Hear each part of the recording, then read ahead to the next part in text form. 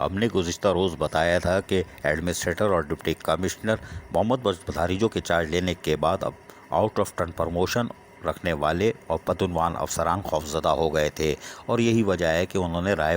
فرار اختیار کی۔ اور سب سے پہلے ارشاد احمد آرائیں کل لوکل گورنمنٹ سے ایک لیٹر لا کے نکلنے میں کامیاب ہو گئے۔ تاہم ہم آپ کو ماضی میں لے کے چلتے ہیں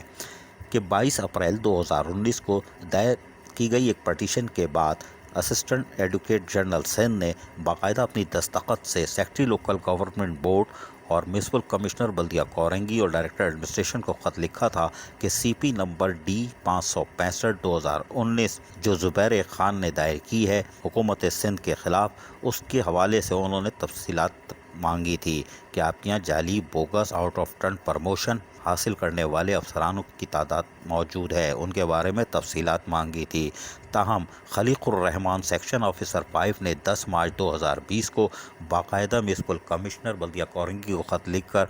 9 نام دیے تھے کہ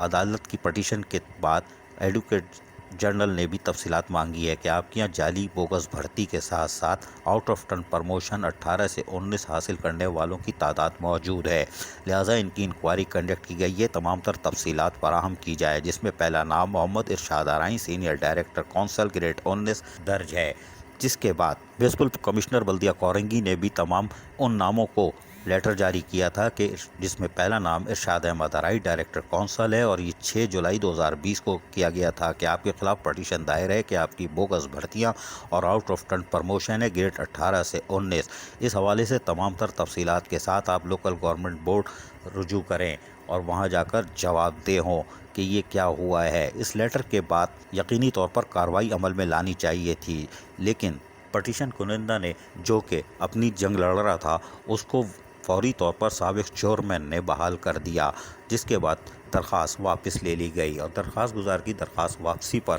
کھٹائی میں پڑ گیا، اور یقینی طور پر یہ تمام bogus out of turn promotion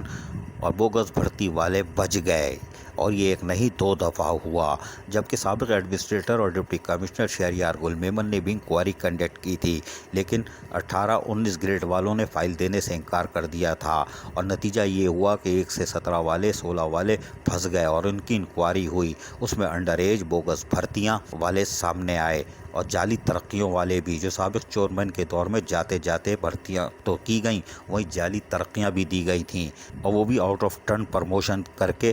چلے گئے تھے، جس کے بعد شہریار گل میمن نے سارا پنڈورا باکس کھولا تھا، لیکن بدعنوان لوگ بچ گئے اور کسی کارروائی سے محفوظ رہے۔ لیکن اب امید کی جاتی ہے کہ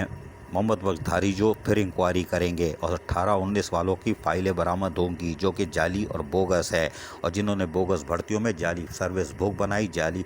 بینک اکاؤنٹ کھلوائے اور جعلی پیرول میں نام ڈالے، اور انڈر ایج کے ساتھ ساتھ جعلی بوگس ترقیاں حاصل کی ہیں، اب وہ گرفت میں آئیں گے، اور جو لوکل گورنمنٹ بورڈ چلے گئے ہیں تنخواہ یہاں سے لیں گے تو سروس بک دینی پڑے گی۔ عزیز عارف، KBS بلدیاتی نیوز کراچی۔ ایسی ہی خوبصورت ویڈیوز فیوچر میں حاصل کرنے کے لیے ریڈ بٹن پر کلک کر کے اور بیل آئیکن کو پریس کر کے ہم سب کے سبسکرائبر بننا مت بھولیے۔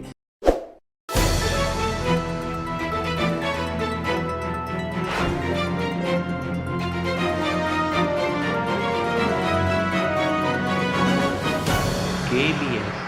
بلدیاتی نیوز۔